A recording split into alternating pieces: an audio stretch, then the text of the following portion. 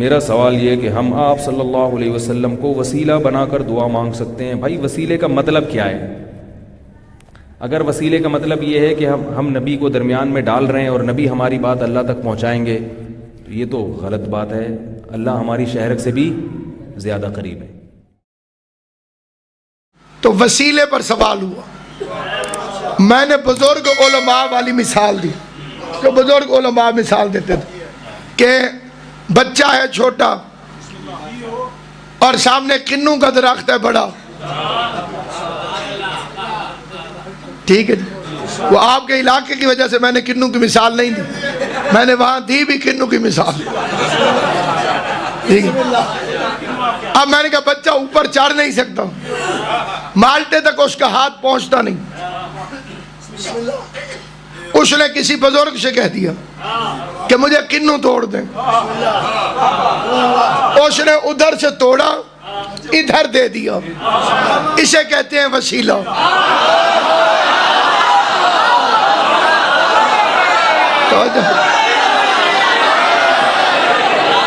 اس کو کہتے ہیں وسیلہ. اب بیچ میں آل محمد سلامت رکھیں. میں نے مثال دی تو سارے شیعہ بچے خوش ہو گئے اور سبحان اللہ بھی کہا, واہ واہ بھی کہا, نعرہ بھی لگایا. کہا جی میں حافظ قرآن ہوں اور آپ کی مثال غلط ہے.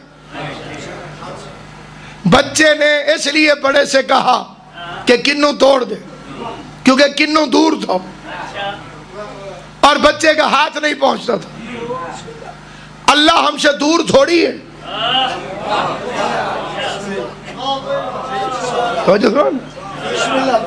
اس نے کہا اللہ ہم سے دور تھوڑی ہے, وہ تو شہرک سے بھی قریب ہے.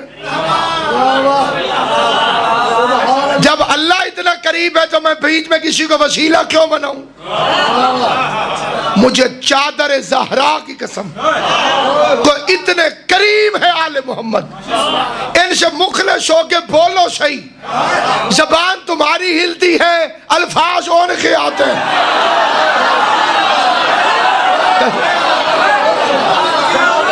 یہ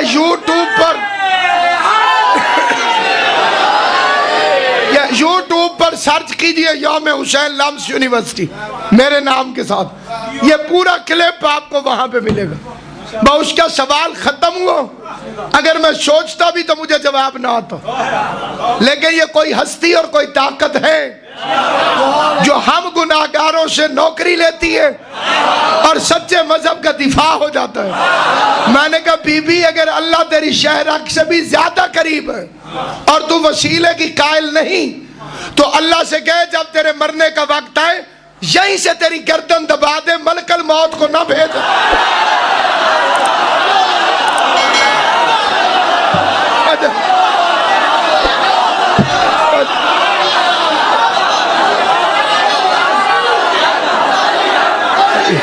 علی حق, علی علی علی علی علی علی علی علی, نعرہ حیدری.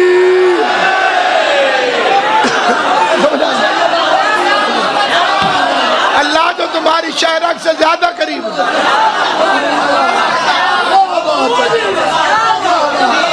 اتھے تیری گچی گھٹے,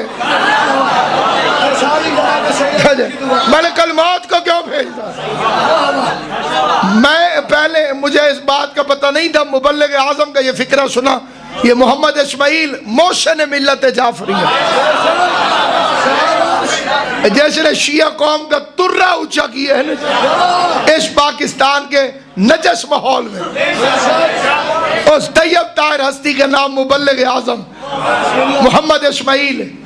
وہ فرماتے تھے ہر مجلس میں ایک ہی دعا مانگتا ہوں, خدایا نہ کوٹھی چاہیے, نہ کار چاہیے, نہ پیسہ چاہیے. تو پھر مجھ سے پوچھے کہ مجلس کے بدلے چاہیے کیا؟ وہ فرماتے تھے ایک ہی اجر چاہیے. زہرا کا دشمن سوال کرے میرے پاس جواب موجود.